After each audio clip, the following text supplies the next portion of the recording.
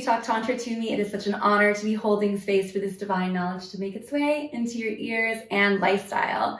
Today, I talk Tantra with Frank Mondose. He is a contemporary voice on love, eros, and relating. And this is the second time I've had him on the podcast. It's one of my very first guests, episode 10, Love Without Limit, if you'd like to go back and check it out. And today we're going to be diving a little deeper into that subject, focusing on the topic of solo polyamory. So Frank, thank you so much for being here. I love your content. I love who you are as a person. Why don't you start by telling us a bit about your journey with solo polyamory? What does that mean to you?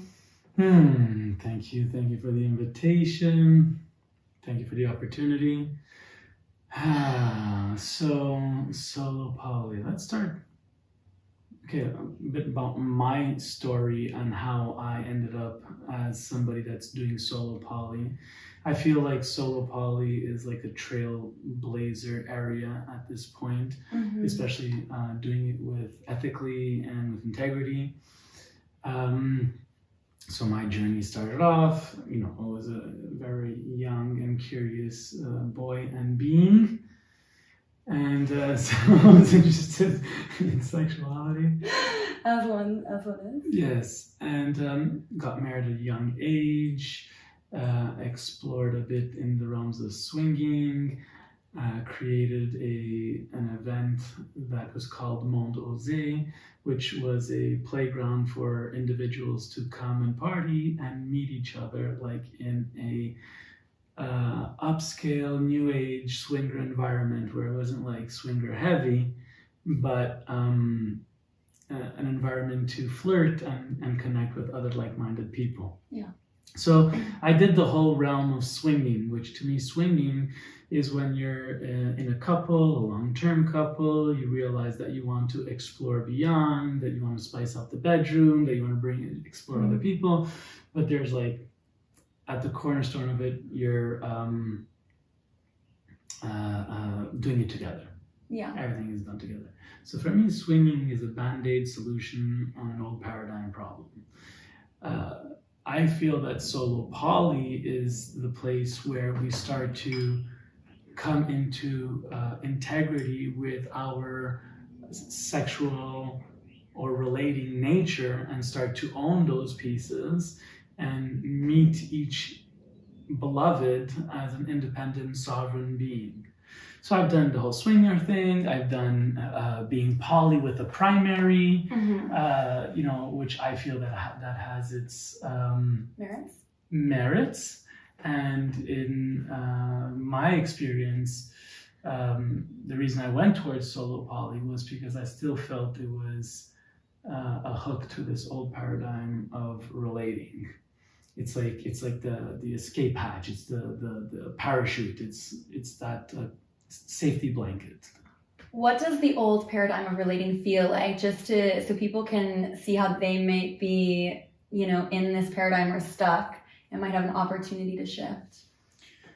So the old paradigm of relating is you're growing up looking outside of yourself to be met by the one, your other half. This idea that your happiness is not internally derived, but derived from being met by somebody outside of yourself. And so when you're looking out into the world, you're constantly scanning for like, who's this person? And even though this person is so far from being around you, the person in front of you that is giving you a bit of attention might be the one good enough because it's feeling that need to be in partnership. I see the value of being in partnership. I know the journey of life is much more exciting when we have a partner by ourselves, so that we can witness each other in our growth, expansion, pleasure, and flavorful life. Yeah. That is like where, as humans, we get excited about life. It's like where we could share experiences. But when we hook onto the other person as being the sole a place where my pleasure will be derived when it comes to the opposite sex or intimacy or eros, then it starts to feel like a cage and something artificial. I speak that as a man in a man's body, that has different hormones and different historical biological ways of moving, and that's how it was a real thing for me. And that's what got me on this path, was that instead of like being in deep relationship in a couple and then cheating on the side, which was the old version of relating, also the old paradigm, you get into this connection, it's committed. Anything outside of each other is called deception or cheating or whatnot. So men would go and get their needs met in cheating. And they just did that because they could, we're talking 1950s to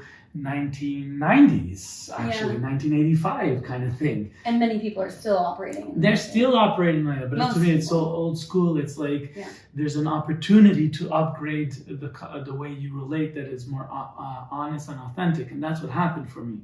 For me, I could not deny the fact that my sex drive and my desire to connect and share love with multiple people. That's what it was about, ultimately, sharing love, connecting different reference points. And yes, there's intimacy and sexual intimacy, and that's part of the equation as well. And therefore, in order to be in those spaces, you have to be operating with a certain level of honesty and authenticity. And that's what opened the conversations with all the new lovers, the new people I came across as of, let's say, 2018 and beyond. 2018 is when I really changed my relating style, and where I started following the nuggets of that love and without limit content. And the more I opened my heart to love, and the ability for individuals to love multiple people, and how natural and important that is for our well-being and our heart, that was really what brought me into solo poly.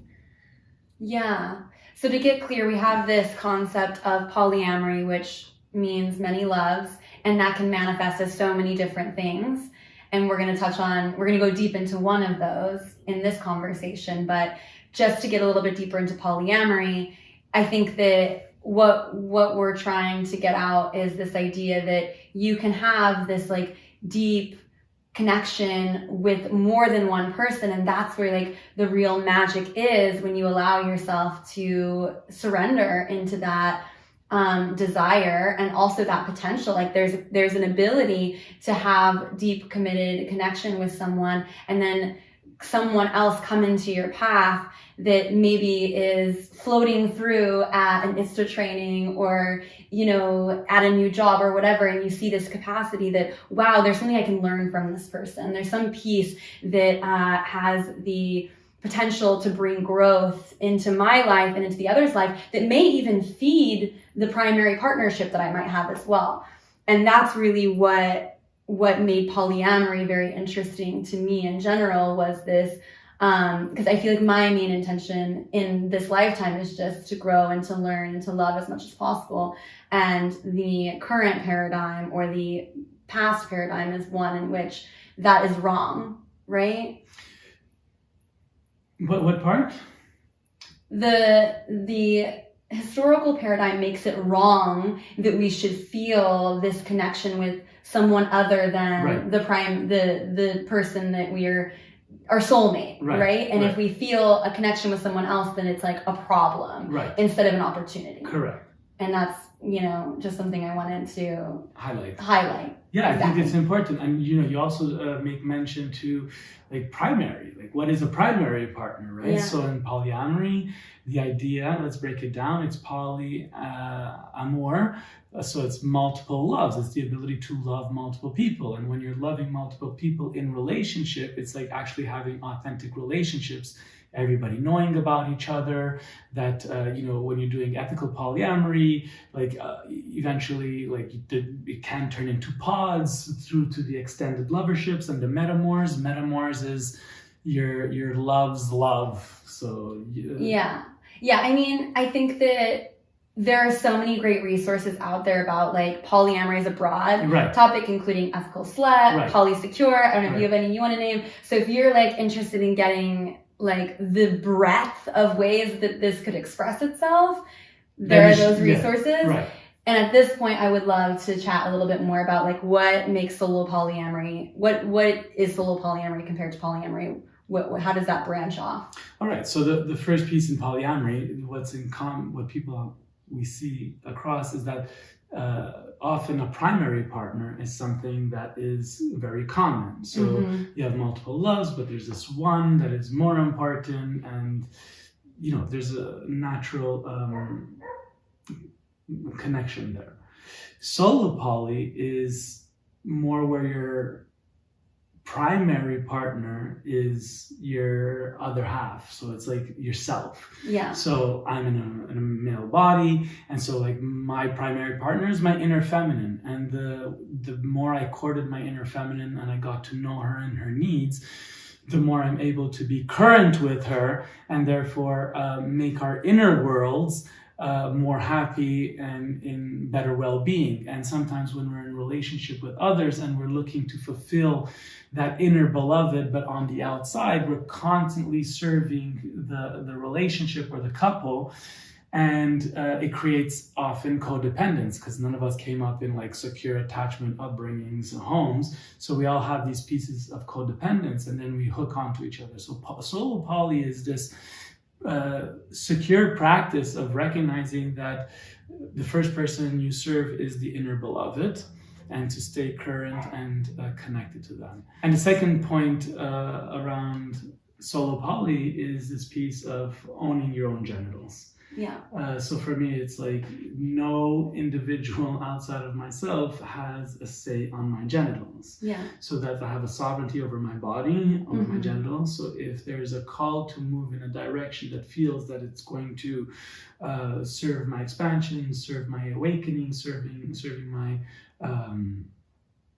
heart in any way, that if I feel called to that, I can move in that direction without having to get permission or having the idea that I'm going to be wounding somebody through my natural expression of my erotic energy.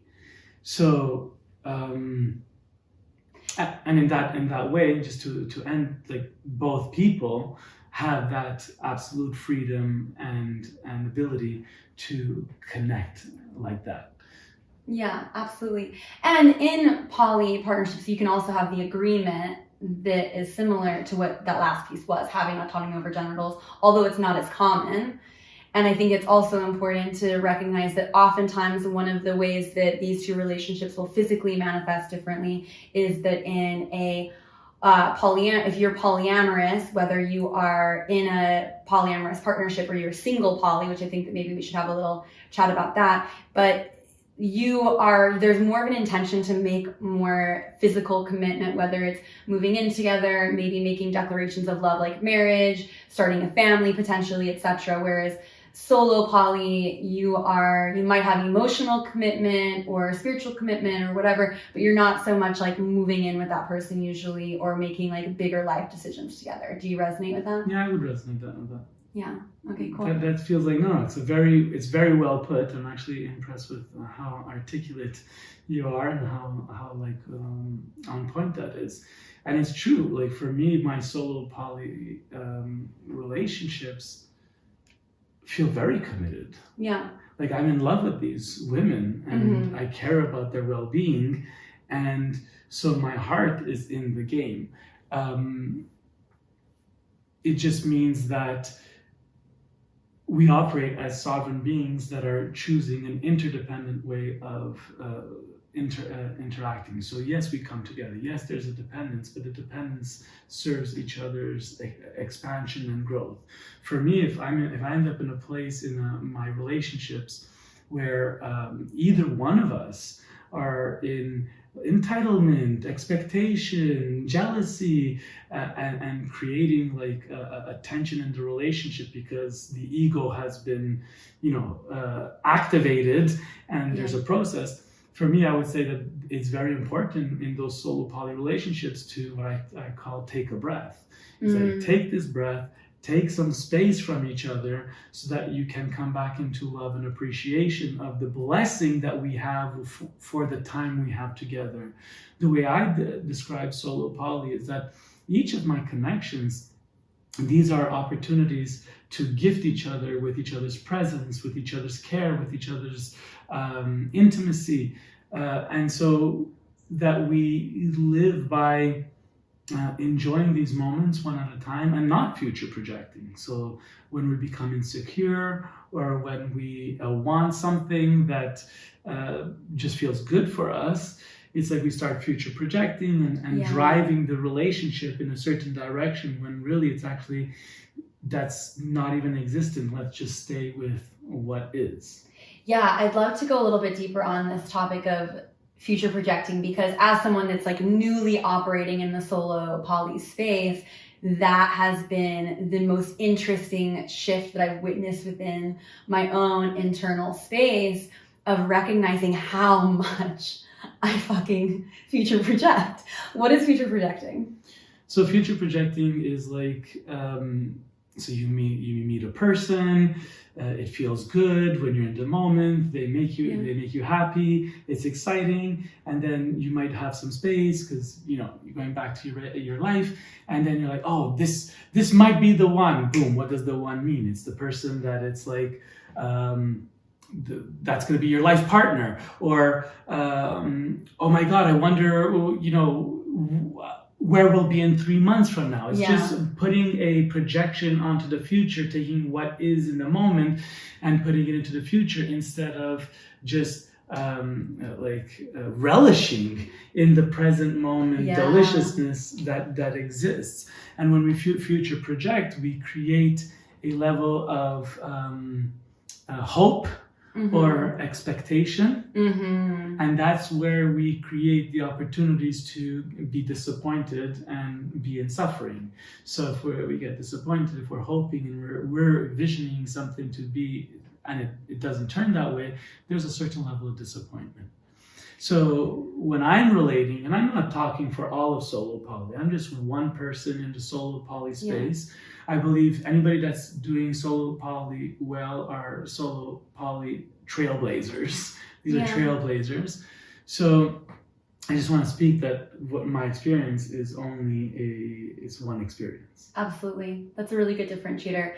And I think that, kind of coming home to the future projecting piece, bringing it full circle, as a woman in a woman's body with women, babies and marriage and like the whole conditioning on top of the physiological pieces, like I know that it's not just me. Like all of my friends, as soon as we go on a good date, it's like literally planning the wedding immediately, and while that is fun and there's a bit of a drama piece that feels like exciting and there's endorphins running through and hormones, to be able to recognize that I'm doing that and to call myself home has been so liberating, because I also realized how often I was settling because I was creating a story that wasn't even based on like the true person. And we get invested in that story, and then we double down on that story. And next thing you know, it's like, how did I end up in this situation?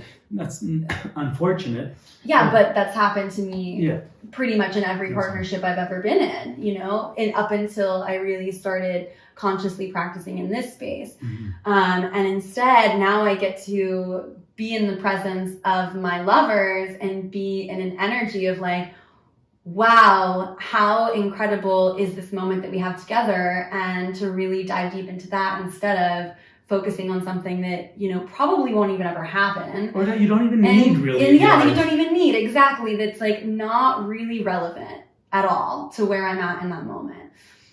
So thank you for allowing me to go full circle on that, because I feel like that's such an important piece for so many of us. And it's so ingrained, I think, especially for women, but also for men, just because we're told that there's a conditioning around our value being based on following this, prescribed, get married, have children, continue your lineage, story. And there's like from the masculine perspective of that deep seated conditioning, is like even some of the things that I've explored, felt is this slut shaming, right? So if I'm with a woman that has multiple lovers, it's like feeling these old codes coming online where Yeah. I'm like, actually, this is not what I believe, and there's a fear there. And what I've recently discovered in terms of like, I'll just be vulnerable here, is like there is, and I feel like I've cleared a lot of this patriarchal indoctrination, but ultimately there is a fear in men, or I'll speak for myself, in me, of the ultra super empowered, completely liberated, amazing, beautiful, sexual woman. Yeah. And ultimately, I think that is what led to like all the persecution of women and the witches and so on and so forth. So when we talk about the conditioning of like needing to do the things to get it right, and I'm at the place where I'm like, I'm there and I'm decoding these things, and then the wall that I'm hitting is like in this moment is like completely openness and the welcoming of the complete ultimate power that a woman holds, and really getting into the place of can I be comfortable with this? Comfortable with this, exactly. That's the first step. But where I want to be is like to the recognition of the devotion to this being. Celebrate this being, and it's like the idea of being able to share this woman's life in a way that feels good to me would be a gift to be amongst this goddess. I'm going a bit woo-woo right now, but this is the core of how men need to shift the way they meet without losing their masculinity and their strength and their backbone. Anyways, we're going off topic. No, I mean, there's nothing more like sexy and attractive and activating for me than a man that can like hold me in all of my wildness. Right. You know, and I bet you would be more loyal to a man, or committed, not loyal, but more committed to a man that allows you to have all that space. Exactly. Yeah. Because I feel like the women in my life that in the past that have like not feel comfortable and start to put hooks and try to control my nature, that those are the ones that I would feel uncomfortable with, and those relationships ultimately would end. So what they were trying to avoid, it would create it. And the women that meet me for who I am and see my heart and my commitment to them, as well as my ability to be out with other people and trust me in that space, and that I've earned that trust, and trust me that those are the women that I stay more committed to. Those are my long-term 4-year relationships, because they see somebody more than somebody playing the role of their other half. They see me as a being, and they're like, I want to hang with that guy, and let's find the conditions that work for both of us, and that we find that space, and then we dance in that in the present moment, relating, not relationship, not a label, not a boyfriend, not a girlfriend, but two sovereign beings that love and care and build something between their hearts that is actually true and tangible and real and worth investing in. And that's at the cornerstone of the bonds of relationship that can be made in solo poly if we're choosing to be ethical about it. Yeah. Because I do want to speak about a shadow piece. I was looking how to read this piece, is because some people who are new and exploring their sexuality and or have some level of wounds, they enter into the space of polyamory as that's what they're calling what they're doing, but they're not necessarily doing that. So if you're in polyamory because you don't want to be in commitment to an individual, or you want to sleep around, that this is a different story. Polyamory is really about committed hearts loving each other. That's the idea of polyamory. Is you can be in love with another being, multiple beings, with authentic relationships. But if you're using polyamory as a way to avoid commitment, or because you want to have multiple lovers that you're not honoring properly, or you're being shadowy, you're not being completely transparent or whatnot, that to me is not polyamory. That's just promiscuity.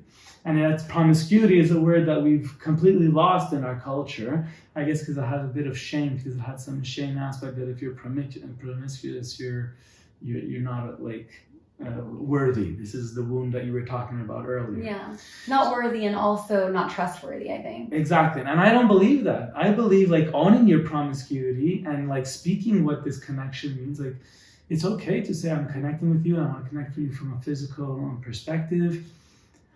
Excuse me. But really owning that. And so promiscuity is not polyamory. And then there's people that go into polyamory because,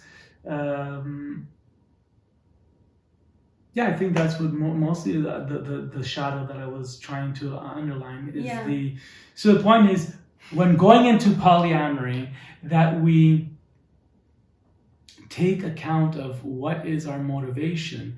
It's very important to do our shadow stalking. So shadow stalking is one of the things we learn at ISTA and that we share in ISTA, which is tracking those pieces that we deny about ourselves, that are unconsciously running the way we relate, and that are actually recreating spirals of experiences that are not serving ourselves. So there's an opportunity to expand and grow out of that. Yeah, this is a good time for me to this is a good time for me to organically say that there is a free shadow work workbook on my website, talktantra2me.com/free. Check it out if you're feeling called to this shadow stalking concept. But I think that it's important to recognize that no matter what your relating style is, it's really important to get clear in your intention. And there can be an expansive intention for monogamy. There's expansive intentions for solo polyamory and polyamory. To make the case for polyamory, there's the expansive intention of, I feel it is the most, I have the most growth available to me by diving deep into one container and really committing to that and seeing what comes through with that. But there's also the shadow piece of monogamy that is, I'm afraid of my partner leaving me, and there's a fear piece there, and that's the shadow. Whereas with polyamory, it's kind of the flipped version, which I think you've spoken to pretty well, but essentially... I love that you brought this piece of depth.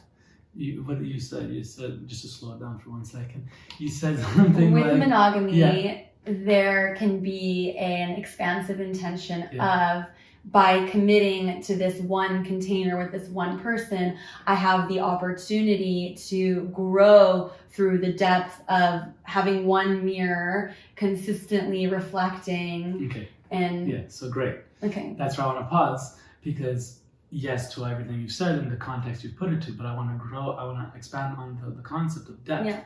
So that people stay away or are afraid of being in polyamorous relationships because they make that this thing. Yeah, I want to go deep. I'm not saying that it's up to your perspective what offers depth, because yes, there's depth there, but there's also the depth of giving yourself the freedom to explore the depth of yourself through having many mirrors. And maybe that's what you're getting to, but I wanted it. Yeah, many mirrors indeed. But I actually have what is depth? Yeah, okay. So for me, depth is the combination of choice, the choice to go deep. I want to go deep with you. What is going deep with you? It means being authentic, being real in every moment, speaking the things that are more difficult to speak. It's being committed. Committed meaning when things are uncomfortable and are struggling, instead of just running away for good, that we do our processing and we stay in relationship. And that's number 4, which is presence. And presence is this piece of actually being available and to go deep. And then finally, integrity. So this is for me what defines depth. And I feel that when you use this formula in each of your relationships, even if you're in poly, that you can have multiple relationships that are authentically deep. I just celebrated 4 years with a beloved, and I would say that relationship was very deep. Meanwhile, she had many lovers and I have many lovers, and so depth can be cultivated based on the commitment of the 2 individuals more than owning your genitals, and so that I could ensure that you will not be tempted to run away because there's going to be something better out there than me.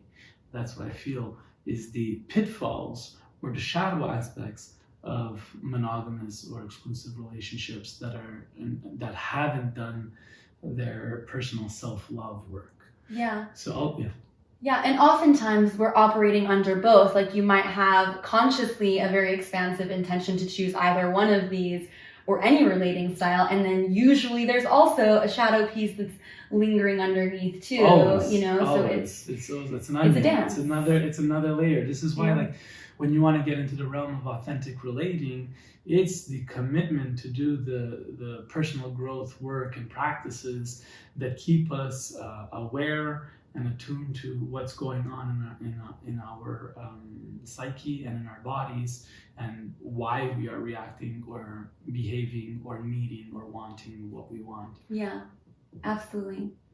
I'd love to chat more about how solo poly is different from dating around, because the first time I heard the word solo poly was about a year ago. I was on the dating app Field, and I met this guy, and he was like, I'm solo poly, and he told me about it, and it sounded really interesting, and I was into this guy, and I remember telling one of my guy friends, like, yeah, I'm kind of like exploring someone that is in the solo poly space. And and my friend, didn't know what it was. I had just found out what it was just a year ago. And I'm explaining to him, solo poly is kind of, you're your primary partner, and you're communicating effectively, and etc. And my friend was like, it sounds like he's just like looking for a clever way to say that he's like dating around and is like, wants to fuck a bunch of women. And I disagreed in that moment. And I thought that the idea of solo poly was very interesting, but it wasn't in resonance with where I was in that moment. I was actually actively looking for a more committed monogamish / primary partner situation. But in your own words, what is the difference between dating around and solo poly? It's very good question, and it's also a very fine line. It's about intentionality, and for me, it's about keeping each individual, each person that I'm connecting with, male or female, recognizing where they stand in my life. It's like having conversations that look like sexual health conversations. So it's like if when you're solo poly and you're making love to multiple people, like you have to be able to have that conversation and say, like, I've been with X number of people since the last time we've been together, and I've not been tested, and I've had this risky behavior, whatnot. So it's like we are meeting each one of these relationships with absolute clarity, integrity, authenticity, not leading people on because we want to have a full dating list. It's really about continuing to see the people that you're open to creating a version of relationship, which I don't really identify with. Like every connection is a relationship, but I like to keep my relationships in the state of a verb, of being. So we are relating, so we are in constant state of relating, and our relating is constantly evolving, and the evolution is constantly open-ended. So there's constantly a conversation, and ultimately we have choice. And in order to have choice, we have to have the information. So when we're sharing honestly and authentically, then we can actually make choices that feel good. So you could tell me about how many people you made love to, and I could say, how did that feel for me? And if that doesn't feel good for me anymore, that I could choose to stop relating, or in that way, that we could transform the way that we're meeting. Or if I'm like, oh, that's great, then actually it turns me on, or I love that you are met and find that you're fed. That's what it is for me. When somebody asks me, how can you be with a person that is with multiple people? I'm like, first of all, that's the way I want to live. So I got to be accepting of their choices. And secondly, I want to know that these people, my lovers, are being fulfilled when I'm not around. I don't want anybody waiting on me to make love to them in order for them to derive ecstatic current in their life. I want to know that they're being met by good honorable men or women that take care of their heart and take care of their body and that they feel good. And if I could celebrate that, I feel like I become even more attractive, and the partner would want to come back to this connection. And as long as I could keep it pure and intentional and not get into jealousy or not get hooked by my partner's jealousies, the relationships actually move very smoothly. I've been doing solo poly for 4 years, practicing radical authenticity, and I feel like there's been the least amount of relational drama in my life ever. I have the most abundance of love and Eros in my life, and people feel met. So that feels exciting for me. Yeah, absolutely. I'd love to give people a little bit more context of like, what does it look like with new lovers? Like, what are the pieces that we touch on? Like for myself, if I'm going to go on a date now, like, you know, I would want to touch in to be very clear about my relational style, to tell them on the first date, this is where I'm at. I'm not looking to make any long-term commitments. I am looking for depth and really authentic connection.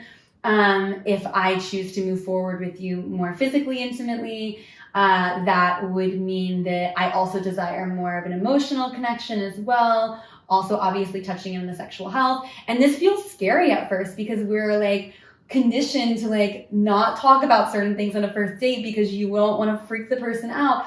But it's really liberating too. And from my experience, people appreciate it so much because that also prevents the future projecting piece too. To be very clear of like, this is not what I'm looking to, you know, this is the direction I'm looking to go in, not this one. So let's not get in the drama. Intentions. It's creating intentional space.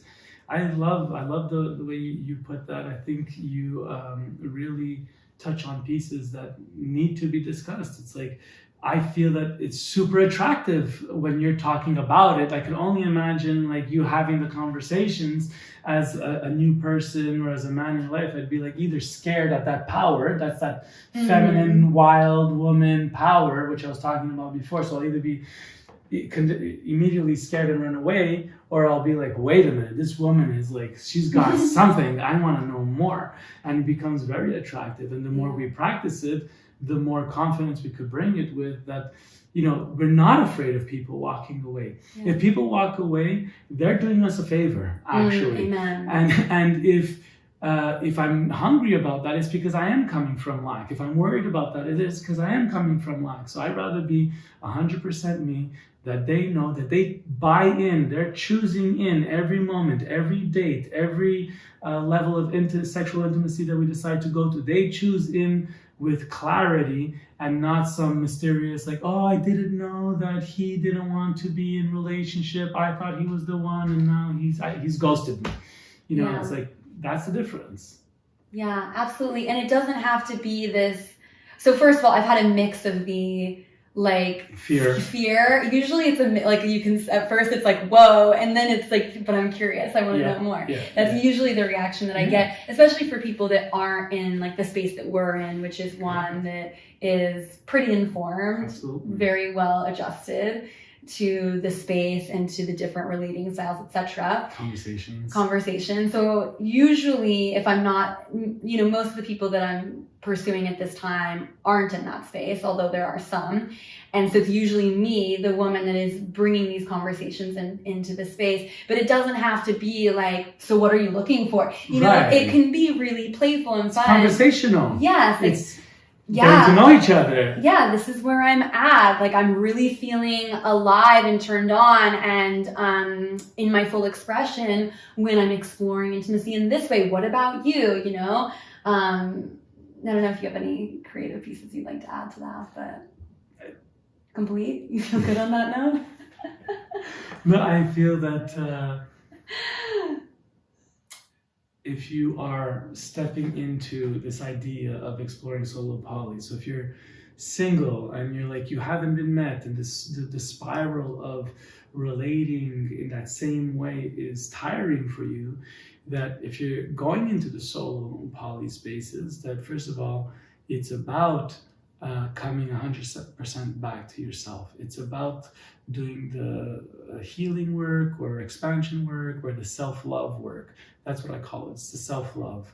Because when you're coming from the self-love fueled by universal love, then you can meet another in a place where, okay, now I'm a full vessel, meeting another full vessel, and from that point on, we can meet each other and with our chemistry, create goodness in our lives, create expansion in our lives.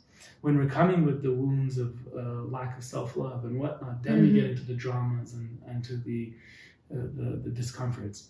All that to say is that, so if there are ways to move in, if you're moving into solo poly for the first time, like these conversations that are having, which I'm sure you have resources on, safer sex conversations. Yeah, there's Sexy Consent Skills is a recent one with Valentine. And then Conscious Communication is like episode 22 or something like that. So like if you're thinking about like, okay, maybe I'm gonna explore this solo poly thing. Frank did a good job of inspiring me to like open my mind. You know, don't just do it willy-nilly and throw yourself into the end and then create wounds because you didn't have the ability the skills to have those conversations. Pick up these skills, learn to talk about it, lean into practicing being clear with your no, lean into asking for what you want. So there's a whole process before really anchoring into solo poly, and of course everything's trial and error, so good luck. Yeah, and I love that you touched on the piece about self-love, because one of the shadow pieces that I've had to explore in branching into this relating style is like, I feel like one of the things that made it hard for me to have those conversations, or where I felt resistance is a better way to put it, where I felt resistant to having those conversations was actually a reflection of whether or not I felt worthy enough to be met as a solo poly person. Because to me, I was carrying this idea that if I'm solo poly, then it means that I'm potentially not worthy of like the depth and the love that I desired. And so when I really touched into that, got clear, and also looked at all the evidence, for example, having someone like Frank, you know, in and around my life, like seeing, wow, like this is totally possible, and also totally expansive, was also really helpful. So definitely leaning into this conversation as a resource to see that there is evidence that it's possible. So yeah, it's working well for me. Yeah. So would love to go a little bit more into your personal story if you're open to it, and get clear on like what was the shift that made you, like what happened that shifted you into the space of saying, I think solo poly is where I need to be operating. So we spoke about shadow intentions of entering into solo poly. And I could say that what happened for me was I had my heart broken for, let's say, a second time really, or second or third time. It was a series of major heartbreaks. So it was like, I can't offer that anymore because like I'm not being met with the care and love that my heart desires. So I kind of closed that down. And so when I closed that down, I asked myself, like, how can I relate with people where it doesn't become dramatic, that it doesn't become toxic, that that I could give them more space to be them, and I could have more space to be me.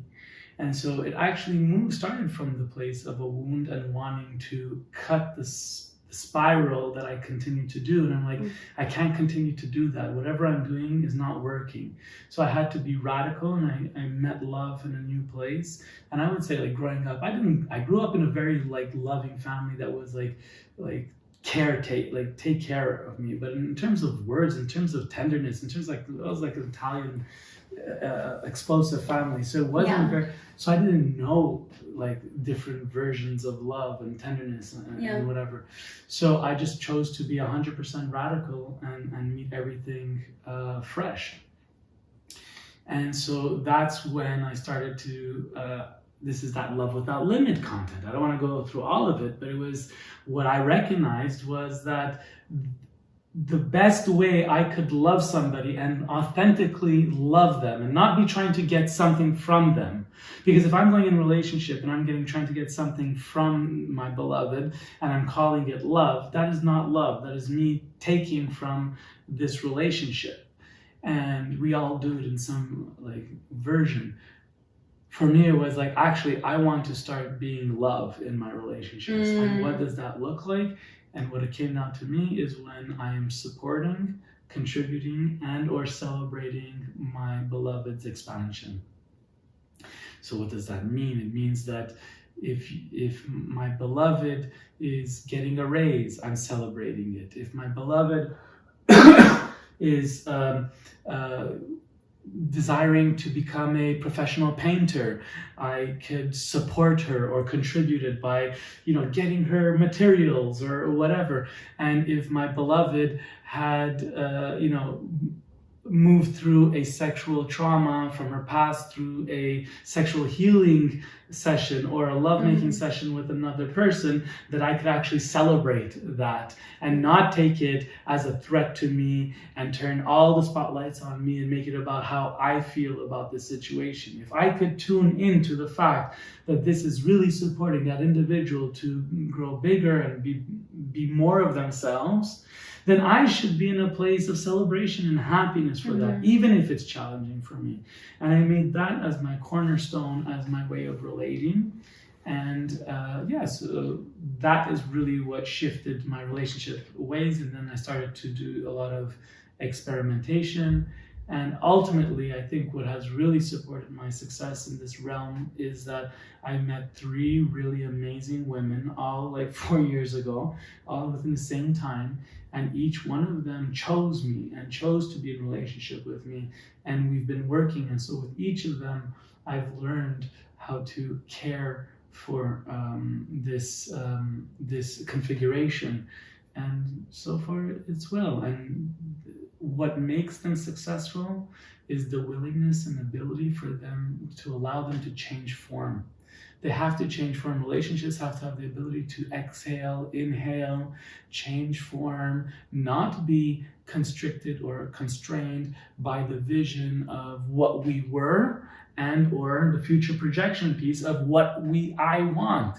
It's, if there's something you really want and this person is not giving it and you want to change this person because you deserve what you think you want, then that person is not for you.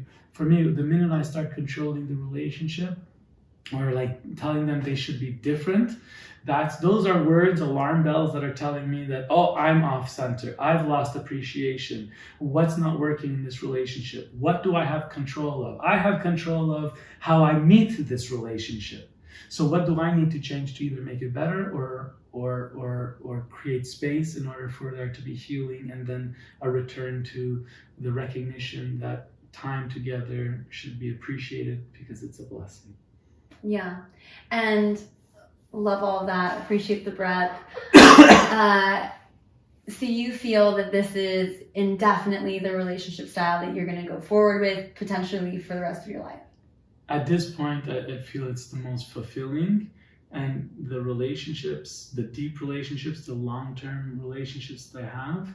And that's what's beautiful, because each person that I meet is a new relationship that's budding and it's opening. So it's like they all become long-term beautiful relationships if we're committed to doing the work together and we can do our shadow stalking.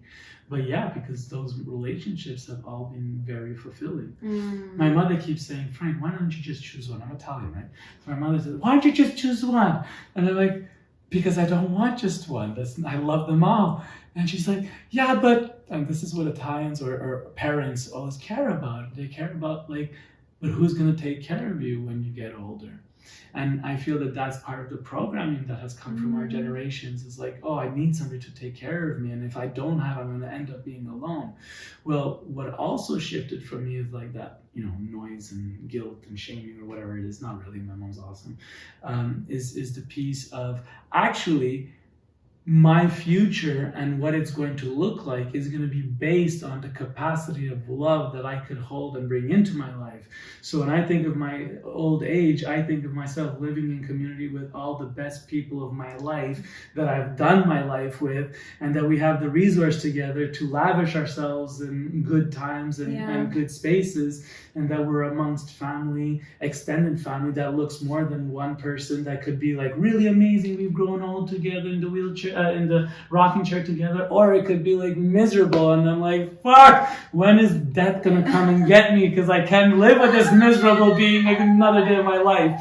And we don't do that anymore as our generation. Those are like maybe my grandparents' generations or my parents' generation, but it would be a lot of people in my generation also subscribe. I grew up in Missouri, Midwest, so like people were like married, having babies at 20. So it's like, I know that story. So, however, I feel that, you know, our community, we see all around us, people like you and I have consistently defied the norm and consistently created evidence that it's possible. So there's no reason that you shouldn't be able to have that vision of having a community with elders and babies, and everyone is taking care of each other, and it's like amazing and beautiful. And like I subscribe to that 100%. Absolutely. And you know, like if I'm gonna take it serious 1 second, you know, the Hopi is the Hopi tribe of Native America, and they have a message, and they've been saying this message for at least a decade, and it's this piece of like,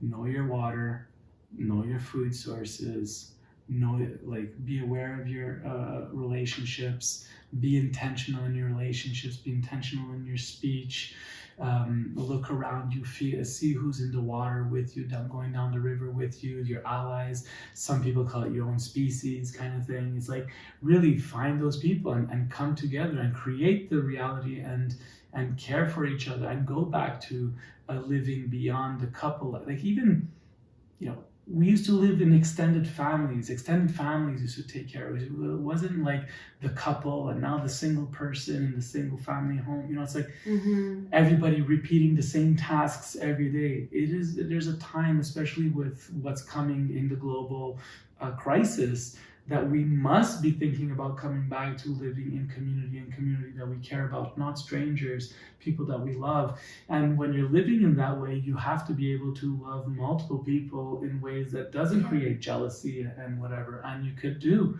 monogamy. Monogamy is a beautiful sacred path. So is celibacy. And so is polyamory. And me personally, as a disclaimer, I don't believe in any of these like languaging labels at all of them, but we use them so that we could start to have a conversation to understand each other. The way ultimately I relate, if we could call it solo poly, is one thing, but the other thing is just understanding that I'm a sovereign being, this is another sovereign being, and I lovingly meet this person with kindness and integrity, and I do one day at a time without the ego desiring something or other that controls another being. I'm constantly offering choice. That's what I think love is. That's what I think relationship is. And if people did solo poly in that way, then I think that, you know, we have potential to up level. Agreed. Yeah, and full permission to change your mind as you go through. Like Frank might decide in a year that like actually there's something else. I don't foresee that happening, but for myself as someone that is exploring solo polyamory at this moment, enjoying it, feeling like it is meeting my deepest intention, which is to get more clarity on the relationship that I desire, and also what you're calling in. Yeah, exactly. I'm consciously using solo polyamory as a way to, first of all, decide if, you know, what relationship style do I really want. I personally don't feel that solo polyamory is going to be my forever style, but who knows? I'm 28. There's lots of time for me to try them all.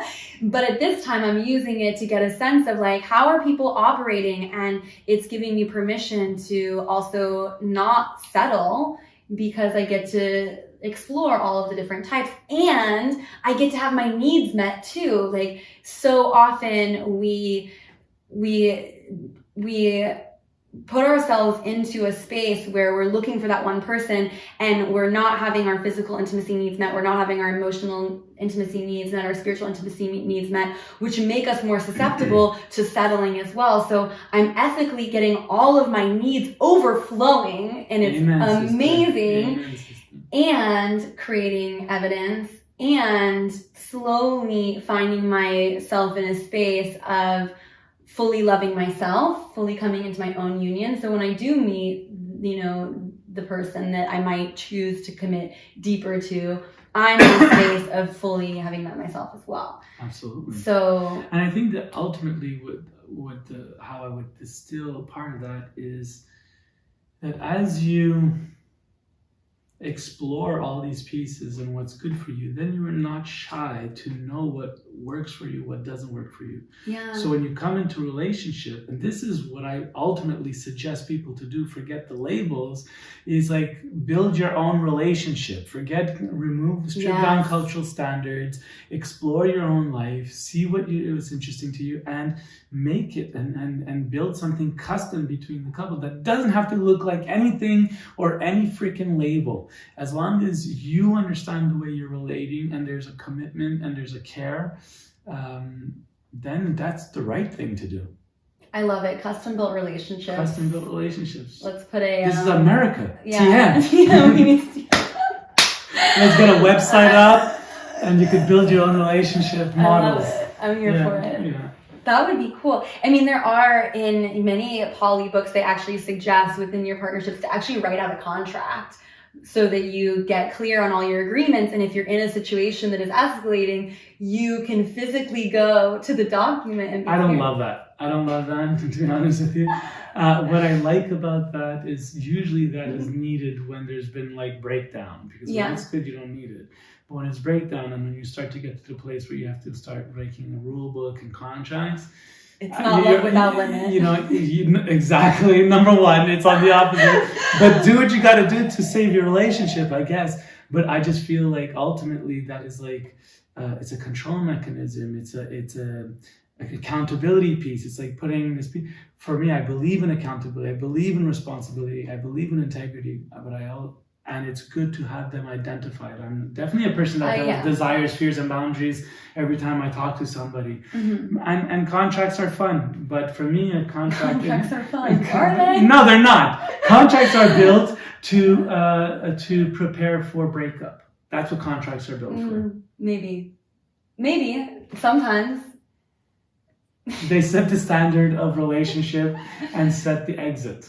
Or like even just think, so this is like a whole other conversation, but I'm enjoying riffing with you, so I'm going to go with it. But if you think about contracts and other things that we contract, for example, like getting a contract for your apartment that you're going to lease, so there isn't, when I think about it in that terms, yes, actually it is preparing for this to end at some point or to renew. And I think that like it's important to fully see, like, here's the deal. These are all tools and not rules.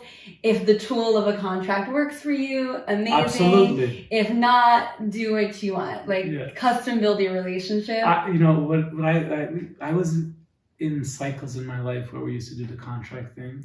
And now I would be more in a place of, what do you need? Can I meet that?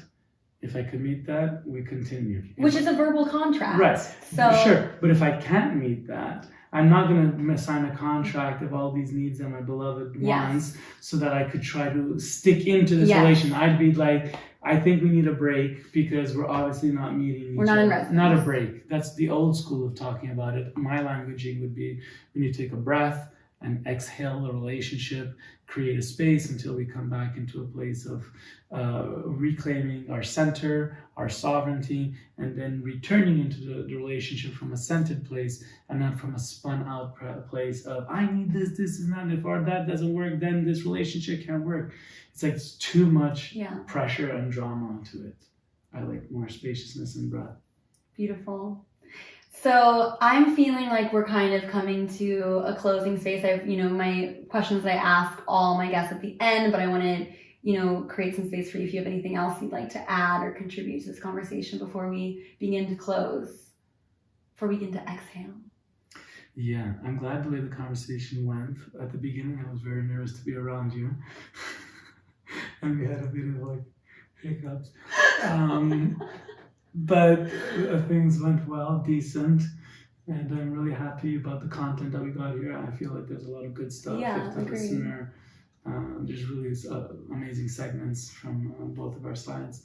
So thank you for giving the opportunity to riff and jam. It's like there's no rules. Like we're just making this up as we go. Like when you're a trailblazer, you're just making space for other people to be behind and hopefully, find these paths lead to places of greater intimacy and greater love and more authentic relating. I know that is my intention in my relationships, as well as the information or the perspective that I'm bringing to the flow. And for me, I care about giving us the space to have these conversations. The reasons we were stuck in these cycles that turned into unhealthy, unconscious cycles was because it was indoctrinated in us and we couldn't see it. And anybody that asked a question, if you're a woman, you're a slut. If you're a man, you're like a playboy, a gigolo, and whatever. So like I've, taken that on, and you're taking that on.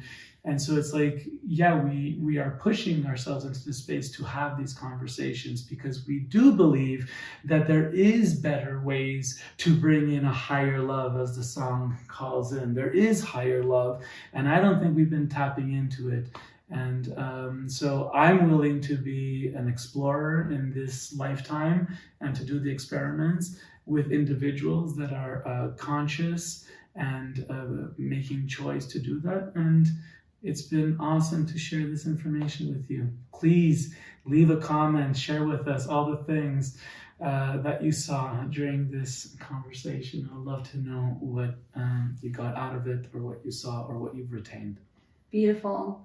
So, bonus question. Yeah. What awakens your Eros? What turns you on? What makes you feel erotically alive? The blunt answer is pussy. That truly is it. I just love the woman's genitals and her body, and love to get lost into all of the different avenues. It's true. Is it too much? No, that's beautiful. I'm actually gonna cry about it. No, but there's nothing more enlivening or fulfilling. Literally. Very fulfilling, very enlivening. To really decode a woman's pleasure, and to be able to do that with a deep listening and devotion. Yeah, beautiful. And where can people find you or support you? What are you bringing into the world at this time that you'd like? Great question, thank you. Yeah. My main portal is frankmondose.com. I'm sure she'll have my name typed up somewhere. And my newest project coming up, which is launching in a few weeks from now, is a website called loveanderos.com. There you will have a 5-hour course called Love Without Limit. It breaks down and opens up how to do this version of relating. And what will follow on that website is also other courses around shadow work, the shamanic healing path, fundamentals, Love and Eros fundamentals. So there's stuff coming up. Be patient with me. I'm the bottleneck. Ultimately, a couple of weeks, Love Without Limit. It's awesome. Check it out. And Love Without Limit is accessible for people that are not in solo poly as well, correct? Absolutely. Yeah. It's really concepts to really bring to awareness your patterns, how you relate, a relationship with love, relationship with each other. Yeah, it's good for any of the sacred pathways. Expansive relating, broad stroke, fundamentals that you can apply to any kind of container.